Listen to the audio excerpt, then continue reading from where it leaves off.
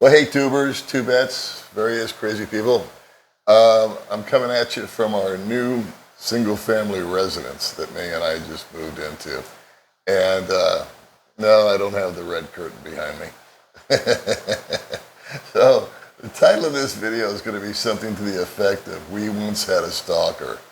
And this got, I had actually forgotten about this incident until we moved in here. And the reason that we moved in here was primarily for privacy and not to have a bunch of neighbors and all that kind of stuff and to have our own yard and all that hoo-ha. But it evoked a memory of when I lived in my first apartment with May and I had first started doing YouTube. And this is just a weird kind of long story, but I'll try not to drag it out. But back in February of 2020, I think I had 3,000 or 4,000 subscribers. And May had just started her channel, and she had 200 subscribers. So, when you're small like that, I was small, she was micro small. It's really easy to manage comments and emails and messages and things like that because, you know, they're at a minimum. And I remember I was getting all three from one person, but it was really difficult for me to know that it was one person at first, if that makes any sense. Because every time this guy would write to me, he would write me an email, he would make a comment on a video, or he would talk to me on Messenger. He used a different name. And they weren't normal names like John or Bob or Bill. It was always some sort of alias type name like Star Trooper 1, and then the next one would be something like, you know, the Wandering Nomad, or, you know, you get the idea. And so it was, at first, it was very difficult for me to put it together that these three different people talking to me on three different forms of communication were one and the same. But over time, because he kept communicating with me, I put it together that this guy emailing me and this guy commenting and this guy on Messenger is the same guy. And what he was communicating to me on all different platforms, the three platforms that we were talking on, was that he had watched one or two or three of my videos. And like I said, I just had a new channel. And he felt that him and I were kindred spirits. And he had a lot to talk to me about. And it was very important that one day him and I, you know, have a serious conversation. And I knew at that time that this guy was maybe one taco short of a combo plate. And I didn't block him or anything like that, but I just kind of started to ignore him. And I pretty much put him, you know, in my rearview mirror and said, okay, I guess that just comes with the territory. And this was all new to me because I was maybe 6 or 7 months into YouTube. I started it in July, so that would be 8 months into being into YouTube back in 2020 and then into 2021. So that being said, in February of 2020, my friend Ian, who was also a guy that was viewing the channel, came out to meet me and May, and came along with his companion, Bing. And he didn't come here just specifically to meet me and May. He came out here to be with Bing, and he came out here to take a vacation. He was living in Australia, still does. But he wanted to make sure that we connected because he just loved one of my videos that I did with a woman named Jira. And it was really a funny video. And he just said, one day it popped up on his computer and he watched it and he laughed his ass off. Then he started watching the channel and then he communicated with me. But he's like a normal human being. So I was really interested in meeting him. And so he checked into the Sierra Hotel with Bing and invited us over. And he was such a cool guy. He still is a cool guy. We still talk.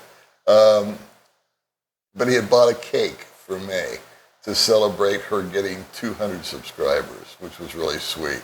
So Ian and Bing and myself and May, we spent a couple of 3 days together, and I actually took Ian one day to kind of see Dumageddon and try some different places, just showing some landmarks and stuff like that. And so we spent a good deal of time together. He came over to the apartment. We did a video together at the apartment. And as circumstances would have it, another person was in town, a woman named Jenny, who has a video called, or has a YouTube channel called Miss V's Diary. Her and I had become friends. She had watched my channel, I had watched hers. We had communicated again, like I said, on Messenger or whatever. And we had agreed to meet also, and she came at the same time. And she was staying in Bakong with her friend. So, anyway, May and I, to say we were busy is an understatement. So, we were going to hang out with Ian and Bing, and then we would go and we would hang out with Jenny and her friend. And Jenny and I did some vlogs together at a restaurant, and then she came over to the house, or the apartment rather, and did some vlogs with me there. And then all 6 of us, myself and May, Ian and Bing, and Jenny and her companion, we decided to take a trip to Siquijor together. And because both parties, Ian and Jenny, each had about 3 or 4 days left to their vacation here in Dumageddon. Awesome. At that same time, this gets a little complicated, but at that same time, my landlord came to me and said, "Hey, Paul, we got a guy that's going to be renting the bungalow across from you for 3 or 4 or 5 days. And he wants to make sure that he meets you because he watches your channel." I said, "Oh, that's cool. Great. That's nice." And so I didn't put 2 and 2 together. I did not know that this guy renting the bungalow at the time was this Looney Tune that had been writing me about how we were kindred spirits. And I can't remember his name, so I'm just going to call him John. And for the sake of this video. So anyway, as I've explained, May and I were really hopping. We were going back and forth to the Sierra Hotel to see Ian. We were bouncing out to Bakong to see Jenny. We were having them over to the apartment, and then the 6 of us would get together and do this and that and the other. And active doesn't even get close to describing what we were, but we were having a great time. We were having a great time with great people and having a lot of fun. And we were going to spend a couple of days at Siquijor. Well, I had left the apartment one day during all this and ran down the street to get something done or buy or drop off. And May was waiting for me at the apartment so that she could hop on the scooter and we could go to one of the destinations, either to meet Ian or Jenny, I forget which one. And as I pulled into the apartment complex, here comes this guy, John, that's renting the bungalow, which is a little like, it was a little small apartment across from where I was living. And people used it for short-term stays. And so this guy comes out and approaches me and says, "Hey, you're Paul, the old dog." I said, "Yeah." He says, "Well, I'm staying there at that bungalow." And I said, "Well, that's awesome, man. I heard that you were, my landlord told me someone rented the place." He goes, "Yeah." He says, I would really like to have a cup of coffee with you." I said, "Cool." He says, "So let's go." And I said, "Well, I can't right now, buddy. May's going to be getting on the scooter. We've got an appointment across town, and I will be home later tonight. maybe once I get home this evening, you could just come over to my place and I'll make you a cup of coffee and we can sit and chit chat. And he says, well, okay, I guess that's all right. I thought that was a little strange. And then he said, let me ask you something. He says, do you recommend, I want to be here for 3 or 4 days. Do you recommend any islands to go travel to? And I said, well, you know what? Day after tomorrow, myself and May and 4 other people, we're going to go to Siquijor. So, that might be something for you to consider. He goes, oh, can I go with you guys? I mean, I hadn't known this guy 10 minutes. And I said, well, and then I started to get a little uncomfortable. And I said, well, I think it's kind of a couples thing. So let me check with the other folks and I'll get back to you on that. And he goes, well, okay. So out comes May and we leave. And indeed, we spend the day out dillying around with somebody somewhere. I can't remember who or when. But like I said, it was either Ian or Jenny. And so when I came home that night, and it was at night, like I had said, he was sitting on the porch of the bungalow and said, I told May, I said, hey, go on inside. I'm going to go over here to the back way and chat this guy up. He's been wanting to talk to me. So I went over and I said, hey, John, I'm home. Why don't you come over and have that cup of coffee with me? And he looked up at me and he says, do you realize that I have been sitting here all day waiting for you? And that was the moment I put it together that this was the guy that had been writing me. And I said, well, I told you I would be home this evening. And I didn't invite him over to the apartment. I says, how about you and I go up the street and we'll have that cup of coffee? And he says, well, I'm starving. I've been waiting for you all day. I'm going to eat dinner. And off he went. And I went back into the apartment. I said, May, you know that guy that's living in the bungalow? Yeah. I said, you are not to ever be away from me while he is here. You are going to be glued to me until this friggin' guy leaves. And that night, for the first time, we used all 3 or 4 different methods that we had to lock the back doors and the front doors. I mean, normally we just closed the door and locked it, but we had this bar that we could set down in the railing.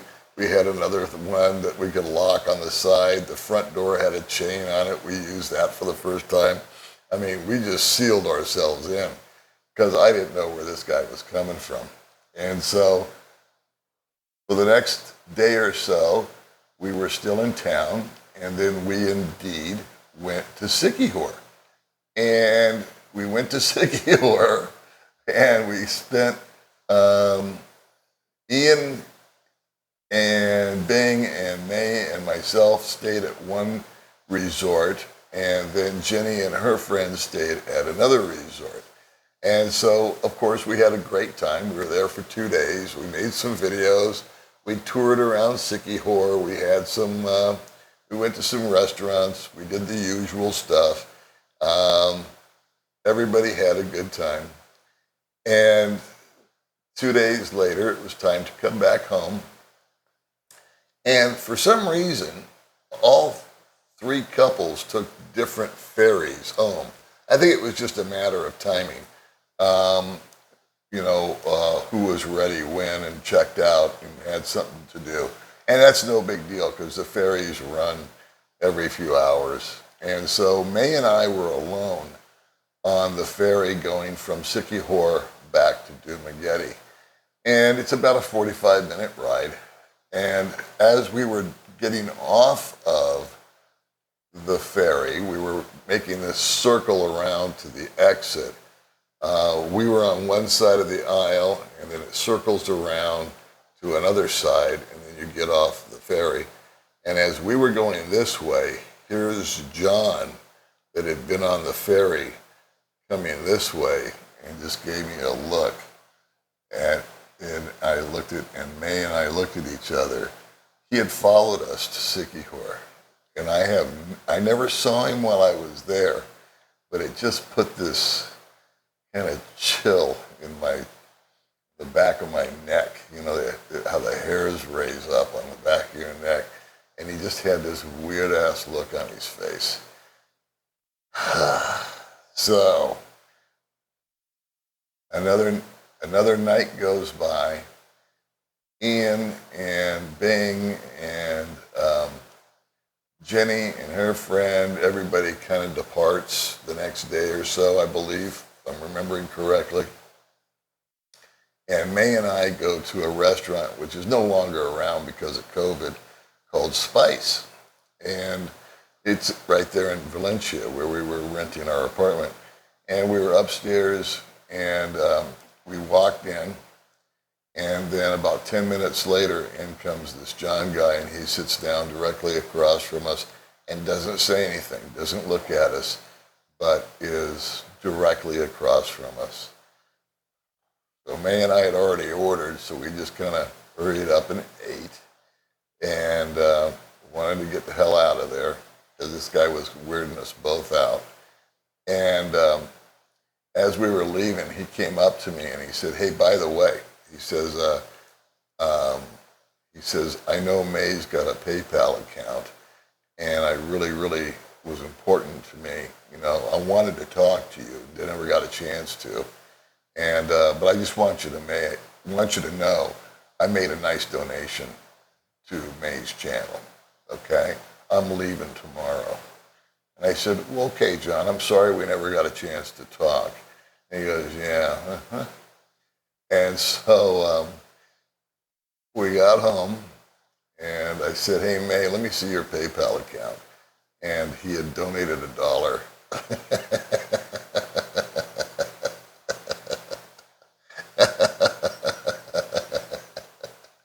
And I think that was his way of saying, "Go F yourself." So that's my story, kids. There's no moral to it. I don't know why it happened or how it happened. It just happened. And I actually had pushed it out of my memory banks. But when we moved in here and I thought about the privacy, all of a sudden that whole incident popped back into my noodle. All right, kids, I've been going on for almost 18 minutes. Thanks for listening. And we will be showing you some new videos here from our new place. We're going to do a tour and all that kind of stuff, but May's insisting that we get everything pretty first. So, all right, kids, I'll see you in the next video. Thanks for watching.